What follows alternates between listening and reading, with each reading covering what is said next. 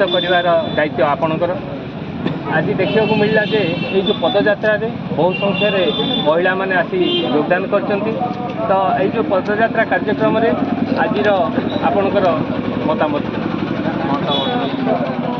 धन्यवाद देवी। आज मान्यवर सुप्रीम आम बिजु जनता पूर्वतन मुख्यमंत्री नवीन पट्टनायक निर्देश सारा ओडिशा पदयात्रा चली मालकानगिरी आम